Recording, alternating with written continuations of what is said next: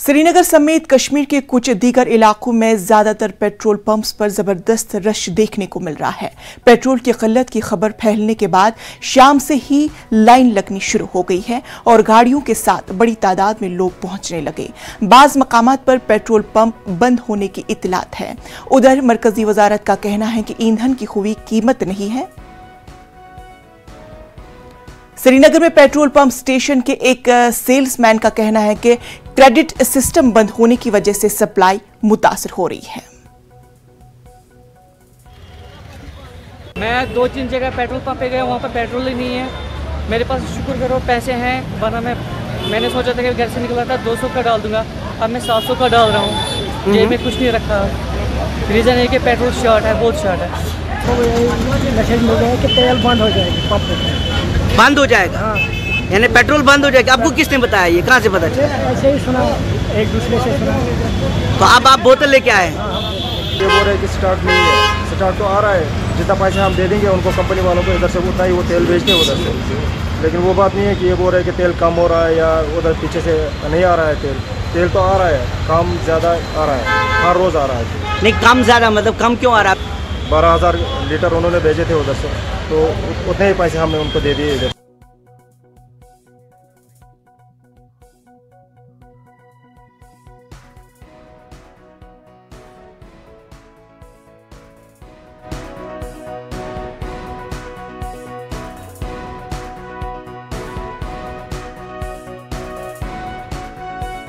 इस पूरे मामले पर हमारे साथ बात करने के लिए परवेज बराह रास्त हमसे जुड़ चुके हैं। परवेज, जानना चाहेंगे, ईंधन की कोई कमी नहीं इस तरह का वजारत का कहना है, फिर भी पेट्रोल पंप्स पर ईंधन की कमी क्यों? जी बिल्कुल इंशा, सबसे पहले मैं आपको लाइव तस्वीर यहाँ पे लाल चौक के जो पेट्रोल पंप है वहाँ पे आपको दिखाना चाहूंगा। आप देख सकते हैं कि लंबी लंबी कतारें गाड़ियों की जो है वो लगी हुई है यहाँ पे। हालांकि अभी तक ये पेट्रोल पंप जो है ये खुला था, लेकिन अब इन्होंने पेट्रोल पंप बंद कर दिया, क्योंकि इनका कहना है कि पेट्रोल की जो सप्लाई है वो लगातार जो है वो बाहर से आ रही है। लेकिन जो लोगों में एक रूमर की वजह से जो पैनिक बाइंग का सिलसिला यहाँ पे शुरू हो गया, तो उसकी वजह से काफी सारे पेट्रोल पंप्स पे यही ऐसे मनाजिर कल रात से ही देखने को मिल रहे हैं। यहाँ पे भी आप देख सकते हैं कि लंबी कतारें जो हैं गाड़ियों की हैं वो लगी हैं यहाँ पे। हमारे इस पंप वाले से बात हुई तो इसका कहना था कि अभी भी इसके पास 20,000 लीटर के करीब जो है वो तेल मौजूद है, लेकिन इनका साफ कहना था कि जो पैनिक बाइंग हो रही है लोगों की तरफ से, उसकी वजह से किल्लत का अब सामने आ रहा है। दूसरी ओर अगर हम बात करें तो इन पेट्रोल पंप वालों का ये भी कहना है कि जो क्रेडिट सिस्टम इनका चल रहा था जेके बैंक की तरफ से, उसमें पिछले कई रोज से कुछ प्रॉब्लम आई है और उसकी वजह से थोड़ी कुछ हद तक जो है वो सप्लाई जो है वो मुतासिर हुई। यहाँ पे ये बात जरूरी कहना है कि जब भी ऐसी कोई क्राइसिस होती है तो यहाँ जो पेट्रोल पंप्स है वो उन पे लोगों की भीड़ उमड़ आती है। और कल रात से ही हमने देखा कि लगातार यहाँ के पेट्रोल पंप्स पे ऐसे ही मनाजिर देखने को मिले।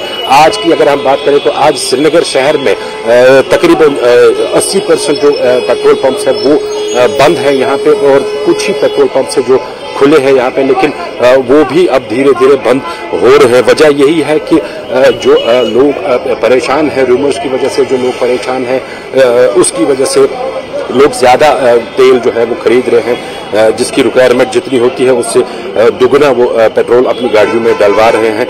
लोगों में क्योंकि रूमर का काफी चलन है इस टाइम यहाँ पे, तो रूमर की वजह से लोग ये इकदाम उठा रहे हैं।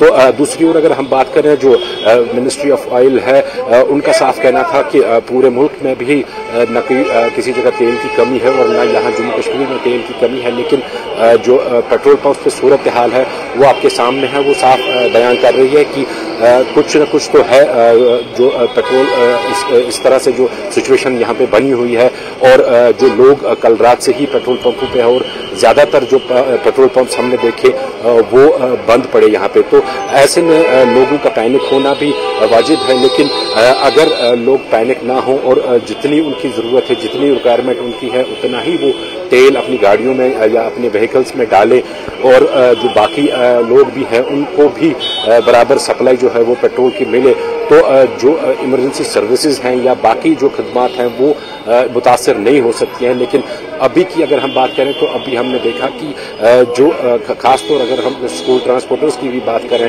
उनमें भी काफ़ी पैनिक है। हमने देखा सुबह जो स्कूल वैन्स वगैरह हैं वो तो चल रही थी, लेकिन वो भी इसी तशवीश में है कि जो पेट्रोल उनके पास भी खत्म हो रहा है और डीजल खत्म हो रहा है और शायद वो भी अपनी सर्विसेज कंटिन्यू नहीं कर पाएंगे। अगर हम सरकार की ओर से बात करें तो यहाँ पे जो एलजी एडमिनिस्ट्रेशन है उनकी तरफ से खास इस हवाले से अभी तक कोई बयान नहीं आया। उनको ये चाहिए था कि वो इस हवाले से अपना बयान पेश करते और ये सिचुएशन क्लियर करते कि ताकि लोग जो इस परेशानी में मुब्तला है उसमें किसी हद तक कमी आती है। जी परवेज, उम्मीद की जा रही है कि अगले कुछ वक्त के दौरान ही अवाम की परेशानी को जल्द अज जल्द दूर किया जाए। फिलहाल तफसीलात के लिए आपका बेहद शुक्रिया।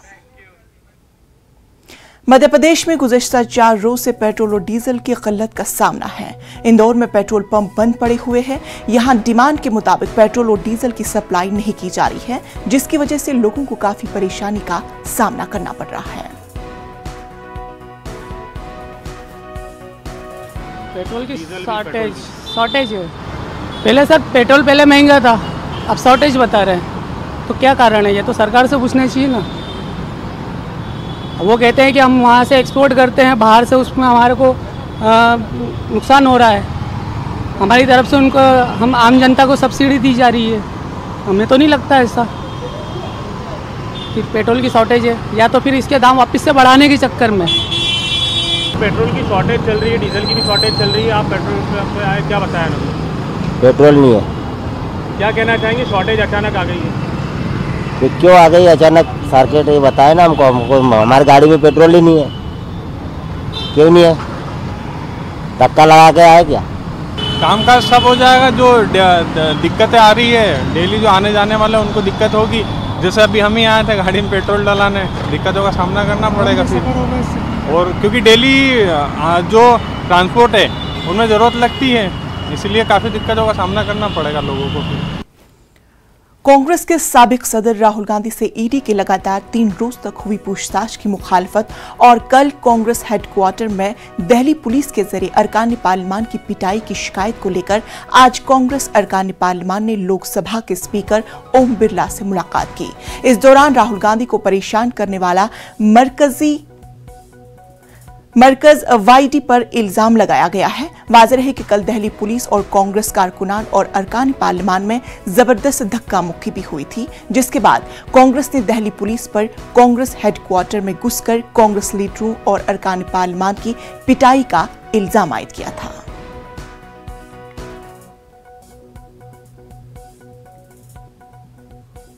साहब से मुलाकात करने की फैसला किया था और स्पीकर साहब से मुलाकात भी की और हमारे ऊपर जिस तरीके से अत्याचार और हिंसा हुआ है और होने वाला है, विस्तृत रूप से इसके व्याख्यान हम लोग दिए हैं स्पीकर साहब को। हम तो सिर्फ ये कहना चाहते हैं, बदला की राजनीति ना किया करो, हिंसा की राजनीति ना किया करो। आज तक आपने देखा है, कल अत्याचार हुई है, कुर्ता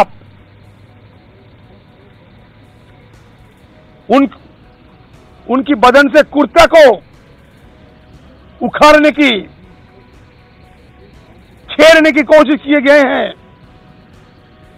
मैं दावे के साथ कह सकते हैं कि अब वीडियो देखिए हमारे लोकसभा की एमपी ज्योति मौनी जी की, जिनके साथ किस तरीके की घिनौने बरता हुए हैं आपको खुद पता चलेगी।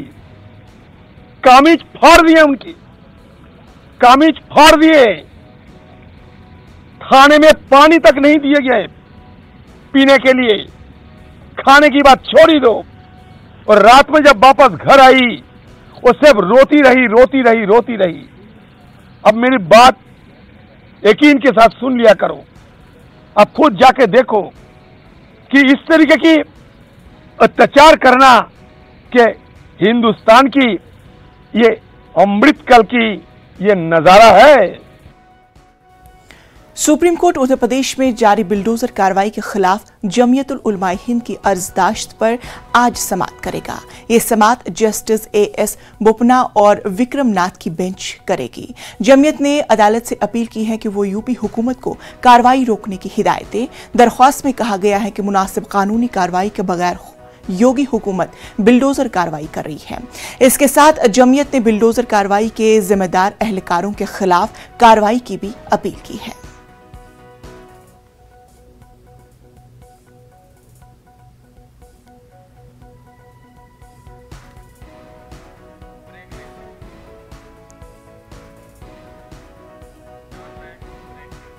नाज़रीन, इसी के साथ थोड़ा छोटे से वक्फे का बने रहे न्यूज़ 18 उर्दू के साथ।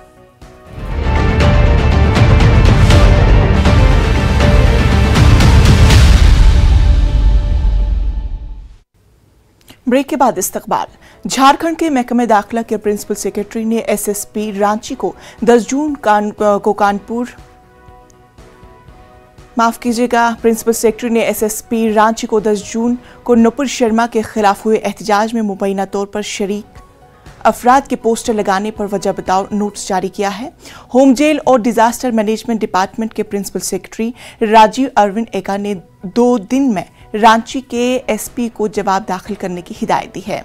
तस्वीर और पोस्टर में कई अफराद के नाम और दीगर तफसीलात भी दी गई है। प्रिंसिपल सेक्रेटरी के मुताबिक ये कानून की खिलाफ वर्जी है कि इलाहाबाद हाईकोर्ट के हुक्म की खिलाफ वर्जी है। न्यूज़ 18 के नुमाइंदे ओम प्रकाश ने पूरे मामले का जायजा लिया। 10 जून को रांची में हुई हिंसा को लेकर राज्यपाल ने भी मामले का संज्ञान लिया और मामले को लेकर रांची पुलिस के साथ साथ डीजीपी को भी तलब किया और जाहिर तौर पर एक दिशा निर्देश जारी करते हुए तमाम जो उपद्रवी थे उन लोगों की पोस्टर तमाम चौक चौराहों पर लगाने का दिशा निर्देश जारी कर दिया, जिसके बाद रांची पुलिस ने मामले में कार्रवाई करते हुए 14 जून को कहा जाए तो शहर के कई चौक चौराहों पर पोस्टर लगाए तो जरूर, लेकिन उन पोस्टरों को भी तुरंत हटा लिया। अब इस पूरे मामले को लेकर गृह सचिव ने भी एसएसपी से स्पष्टीकरण मांगा है। 2 दिनों के भीतर इसका जवाब देने को कहा गया है और जाहिर तौर पर न्यायालय के जो आदेश है उसका हवाला देते हुए कहा गया है कि ये विधि सम्मत नहीं है। तो ऐसे में कहा जा सकता है कि राज्य सरकार इस पूरे मामले को लेकर कहीं न कहीं असमंजस में है और वो इससे नाखुश है। कैमरामैन अमित के साथ ओम प्रकाश, न्यूज़ 18 रांची। इस पूरे मामले पर हमारे साथ बात करने के लिए रांची से ओम प्रकाश जुड़ चुके हैं। ओम प्रकाश, पोस्टर लगाने पर जवाब दाखिल करने की मांग की गई है, क्या कुछ है तफसील?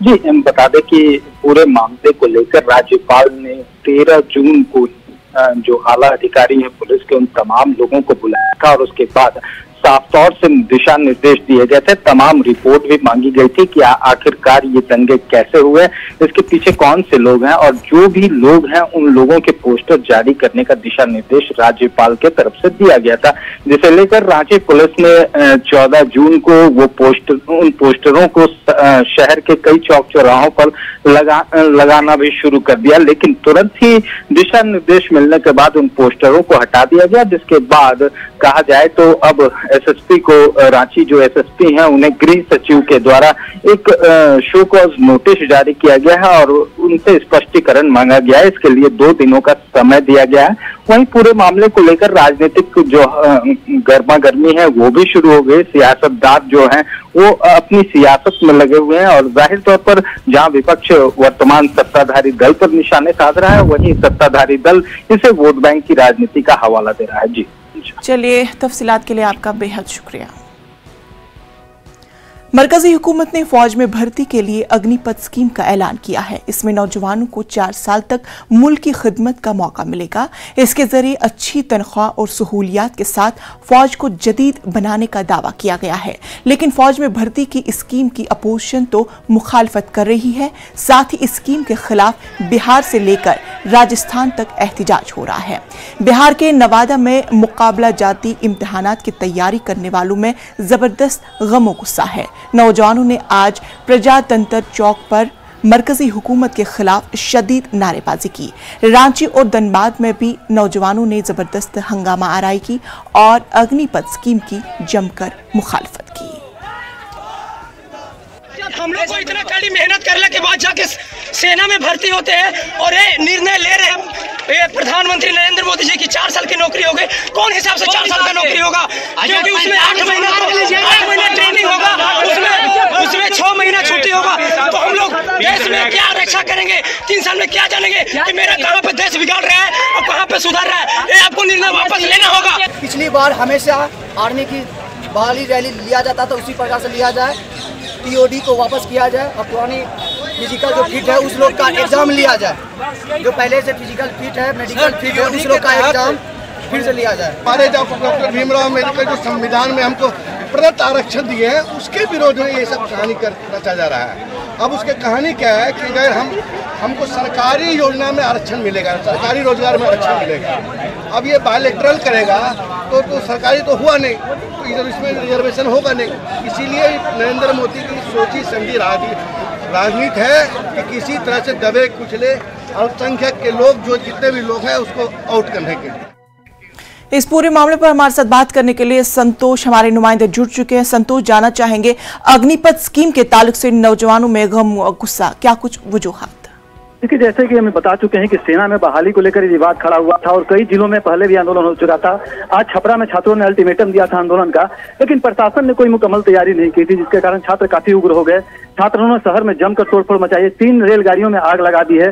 3 गाड़ियां धू कर जल रही है स्टेशन पर। पूरी तरह से स्थिति जो है बेकाबू नजर आ रहे हैं। हालांकि प्रशासन की टीम मौजूद है, कोशिश की जा रही है।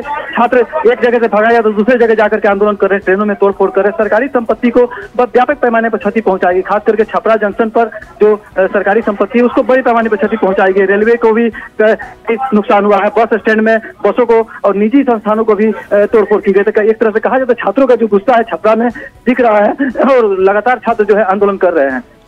जानना चाहेंगे संतोष, क्या नौजवानों के पास इंतजामिया की जानिब से कोई ओहदेदार आया?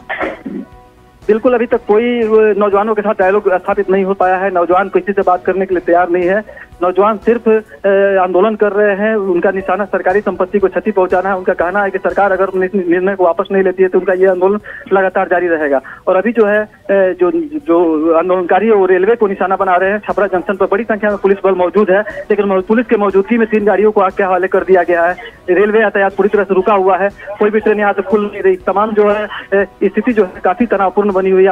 मैं बता देना चाहूँ कि पुलिसकर्मी और मीडिया कर्मियों के साथ भी आंदोलनकारियों ने मारपीट की है। तो आप हालात का अंदाजा लगा सकते हैं कि आंदोलनकारी अभी किसी के भी सुनने को तैयार नहीं है। वो लोग बिल्कुल लाठी डंडे से लैस होकर शहर में निकले हुए हैं। जहाँ सामने जो भी चीजें आ रही है, एम्बुलेंस हो या सरकारी निजी दफ्तर, तमाम चीजों में तोड़फोड़ कर रहे हैं। कहीं कोई रोकथाम नहीं है। तो चलिए संतोष, इस अहम खबर पर आप अपनी नजर बनाए रखिए। फिर तफसीलात के लिए आपका बेहद शुक्रिया। ATF यानी एविएशन टरबाइन फ्यूल कहलाने वाले हवाई ईंधन की कीमत एक बार फिर बढ़ा दी गई है। आज ATF की कीमत में 16.3% इजाफा हुआ है। इसमें 1.41 रुपए फी किलोलीटर यानी 123.3 रुपए फी लीटर का इजाफा किया गया है। ATF की कीमतों में बेवक्त 16.3% इजाफे के बाद वो अब तक की बुलंद तरीन सतह पर आ गई है।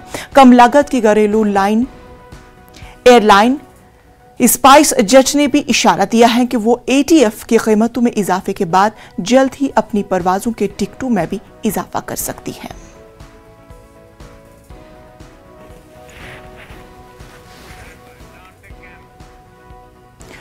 उर्दू के मारूफ अदीब गोपी चंद नारंग इंतकाल कर गए। उन्होंने बुध को अमेरिका के शुमाली कैरोलिना के शहर शार्लेट में आखिरी सांस ली।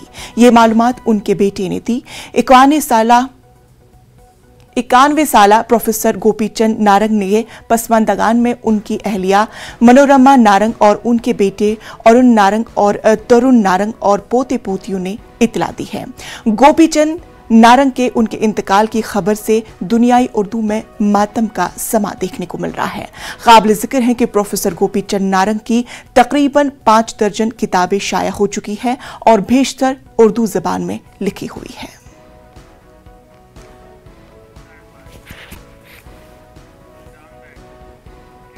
आइए नजर डालते हैं प्रोफेसर गोपी चंद नारंग की हयात और खिदमात पर। पढ़ी जाती है।